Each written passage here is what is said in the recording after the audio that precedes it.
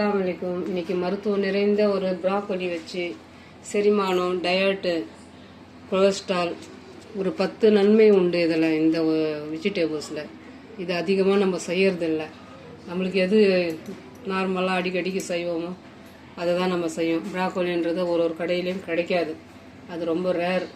கண்டிப்பாக இந்த மாதிரி இந்த மெத்தடில் செய்து பாருங்கள். அருமையான ஒரு டேஸ்ட்டு. எல்லா குழந்தைங்க பெரியவங்க வரைக்கும் சாப்பிட்டுக்கலாம். அதில் நன்மைகள் சொல்கிறீங்களா, அளவு கடந்த நன்மைகள் இருக்குது. அதில் கண்டிப்பாக ட்ரை பண்ணி பாருங்கள். வாங்க கிச்சனுக்கு போகலாம்.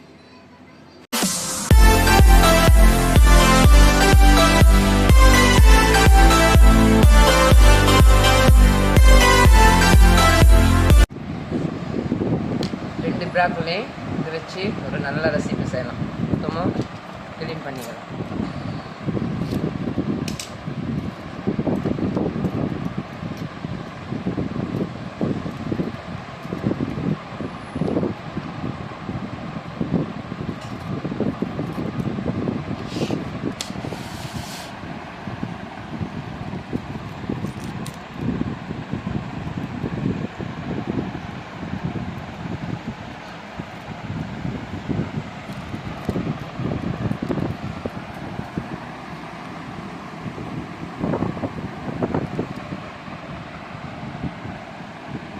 இந்த மாதிரி பூச்சி இருக்கும். இந்த மாதிரி கட்டிங் போட்டு கொஞ்சமாக மஞ்சள் தெளித்து தனியாக சுட தண்ணியில் போட்டு எடுத்துக்கலாம். ஃபுல்லாகவே க்ளீன் பண்ணிவிட்டு பார்க்கலாம். இந்த மாதிரி ஷேப்பில் கட் பண்ணணும்.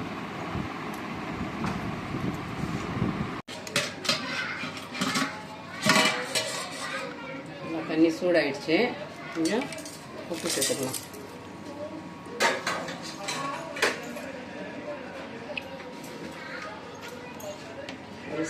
அரை ஸ்பூன் மஞ்சள் தூள்,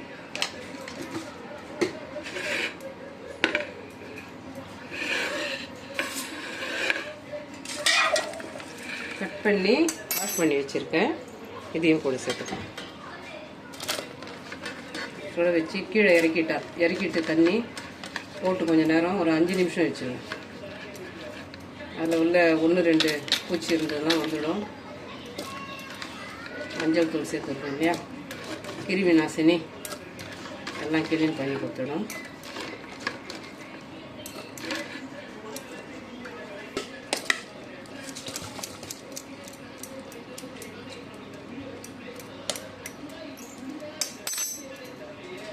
கொஞ்ச நேரம் அப்படியே மூடி வச்சுக்கலாம். 2 ஸ்பூன் ஆயில் சேர்த்துக்கலாம்.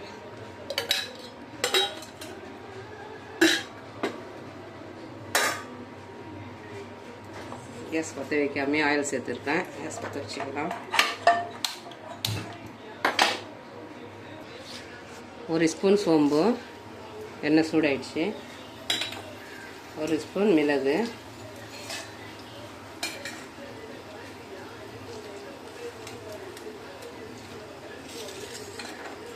இந்த அளவு இஞ்சி உரிச்சிட்டு வாஷ் பண்ணி வச்சுருக்கேன்.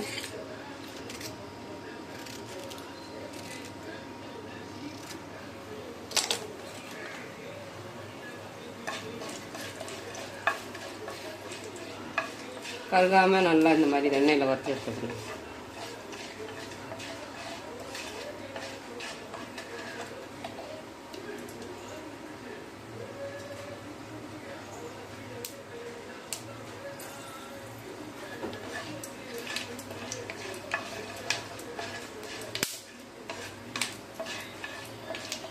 பூண்டு, கட் பண்ண இஞ்சி,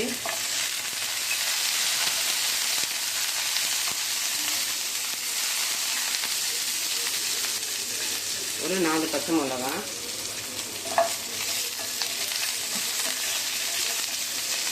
எல்லாமே கொஞ்சம் எண்ணெயில் நல்லா பச்சை வாடை போகிற வரைக்கும் கலரி கொடுக்கணும்.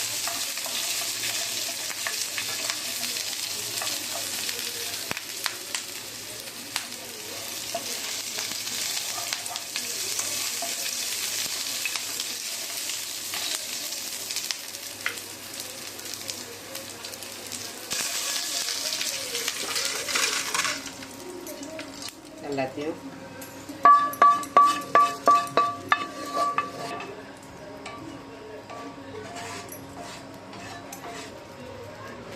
ஒரு பொடி சின்ன வெங்காயம்,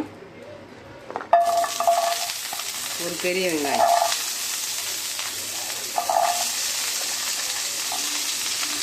கட் பண்ணி க்ளீன் பண்ணி வாஷ் பண்ணி வச்சுருக்கேன். நல்லா வதக்கி எடுத்துக்கலாம்.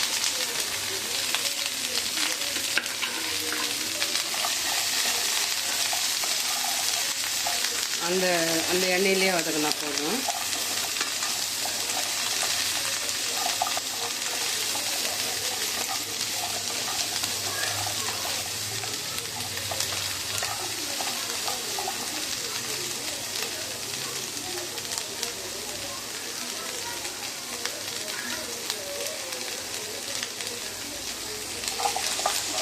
நல்லா வதங்கிடுச்சு. இந்த கலர் வரணும். இதையும் ஒரு பிளேட்டில் சேர்த்துக்கலாம்.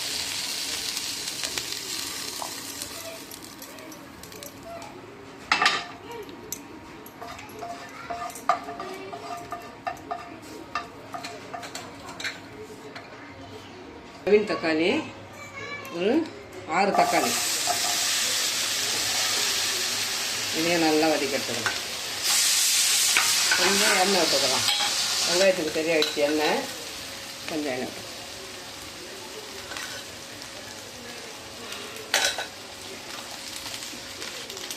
நல்லா வதங்கட்டும். நல்லா வதங்கிடுச்சு. இதே ஒரு பிளேட்டில் எடுத்துருவோம். ஒரு கொத்து கொத்தமல்லி, ஒரு கொத்து புதினா.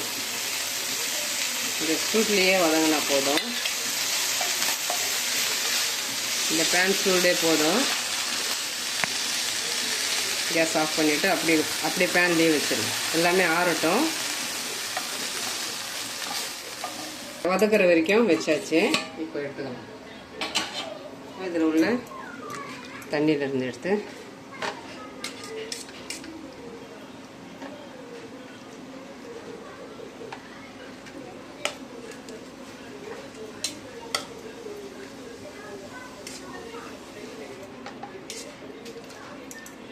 தண்ணி எல்லாமே நல்லா இறங்கிடணும்.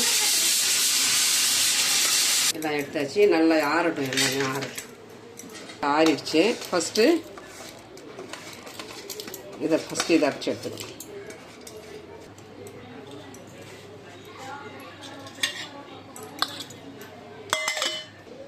இதில் குறைன்னு இருக்க போது கொஞ்சம் வெங்காயம் சேர்த்துக்கலாம். வெங்காயம், சின்ன வெங்காயம் சேர்த்து இதையும் அடிச்சுக்கணும். நல்லா இந்த மாதிரி பேஸ்ட்டாக அடிச்சு எடுத்துக்கணும். இந்த மெத்தடில் தான் அடிக்கணும். அதே மாதிரி எல்லாத்தையுமே அடிச்சு எடுத்துக்கலாம். தக்காளி எல்லாமே அடிச்சு எடுத்துக்கலாம். மொத்தத்தையும் ஒரு பேட்சாக அடித்தாச்சு. இந்த மாதிரி தனித்தனியாக அடிச்சுட்டா நம்ம நல்லா பேஸ்ட்டாக அடிச்சு எடுத்துக்கலாம். ஒன்றா இருக்கட்டும்.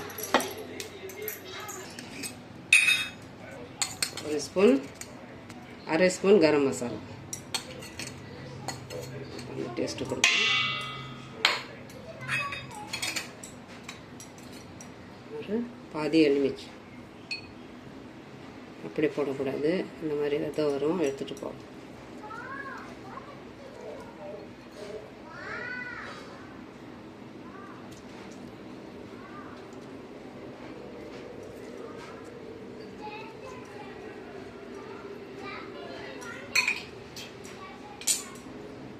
மூணு ஸ்பூன் கார்ன் பவுடர்,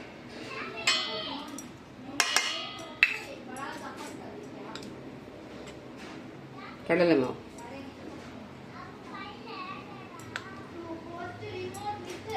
எல்லாத்துக்கும் கலந்து தூள் உப்பு. ஏற்கனவே நம்ம ப்ராக்கலியில் உப்பு கொஞ்சம் சேர்த்துருக்கோம் இல்லையா, இந்த மசாலாவுக்கு ஏற்றது.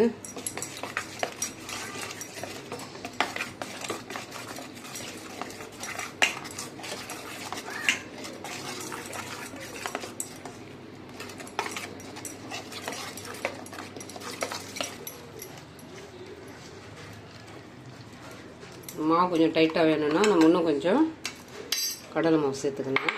நல்லா ஒரு பொக்கடா மாதிரி இருக்கும். சேர்த்துருக்கிற பொருள் எல்லாமே நல்லா ஒரு பவர்ஃபுல் டேஸ்ட்டு.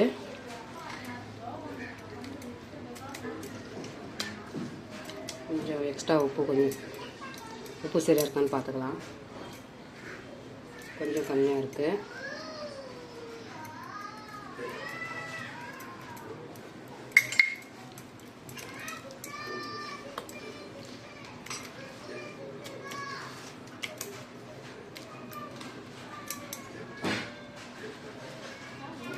இதில் இப்படியே டிப் பண்ணி எண்ணெயில் போட்டுக்கலாம்.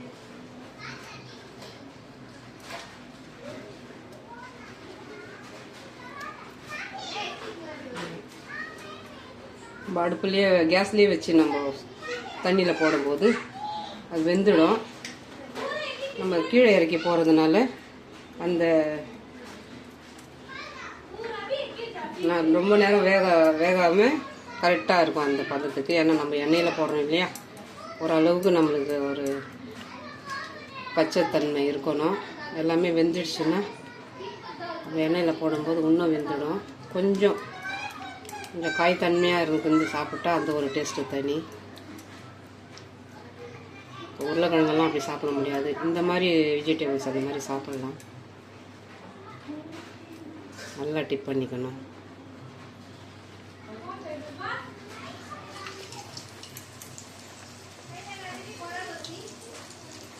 ஃபஸ்ட்டு ஒன்று போட்டு எடுத்துக்கலாம்.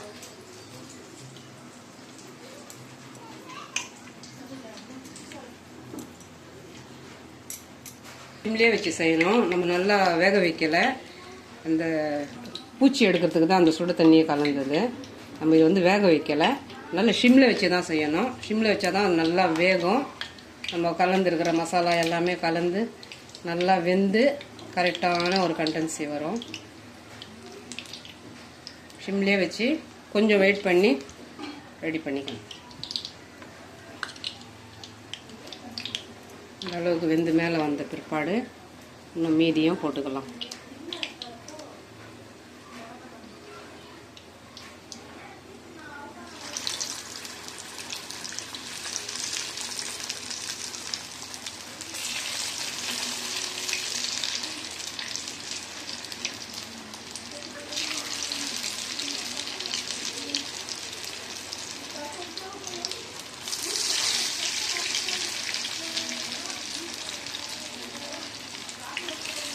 சிம்மில் வச்சுக்கலாம்.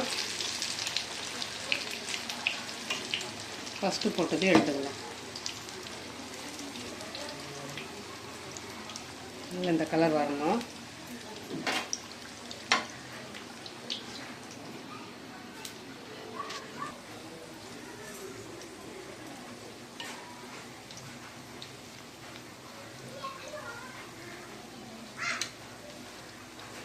சிம்மில் வச்சு நல்லா அந்த கலர் நல்லா பொன்னிறமாக வரணும்.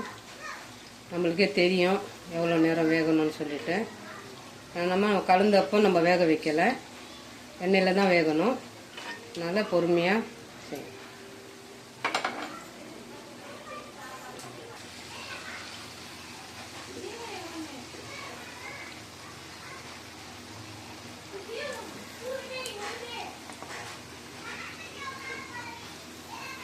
எல்லாமே நம்ம மட்டன் சிக்கன் செய்கிற மசாலா தான்.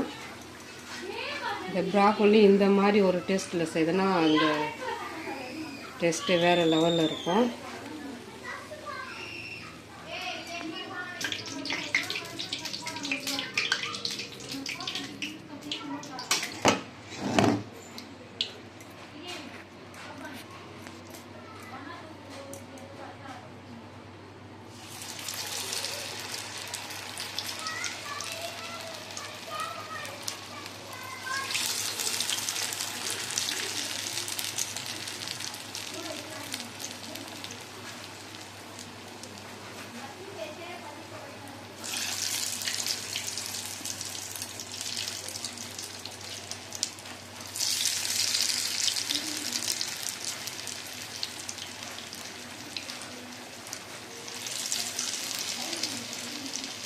எல்லாமே நம்ம சிக்கன் வறுவல் செய்கிறோம் இல்லையா,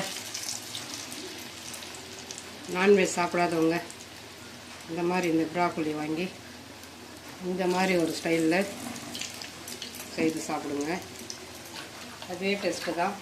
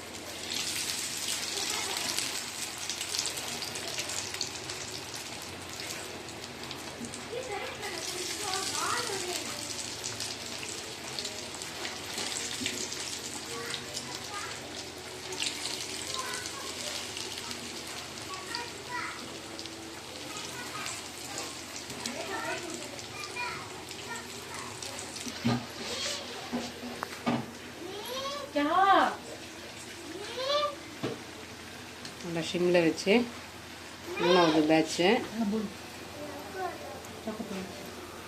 இந்த அளவுக்கு இருக்குது. இன்னும் மீதி இது அப்புறமா செய்துக்கலாம்.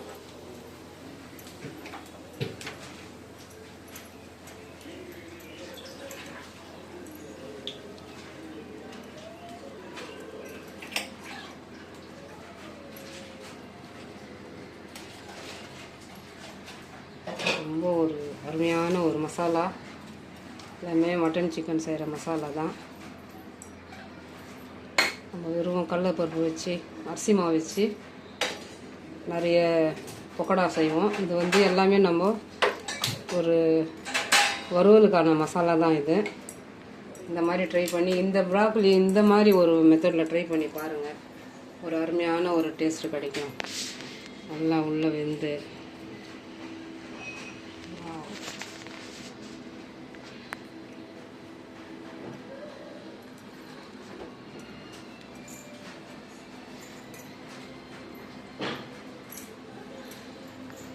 எல்லாமே சிக்கன் மசாலா, சிக்கன் மட்டன் எல்லாமே செய்கிற ஒரு மசாலா தான். அந்த மசாலா வச்சு இந்த மெத்தடில் நீங்கள் செய்து பாருங்கள். ப்ராக்கோலி கண்டிப்பாக டேஸ்ட்டு வேறு லெவலில் இருக்கும்.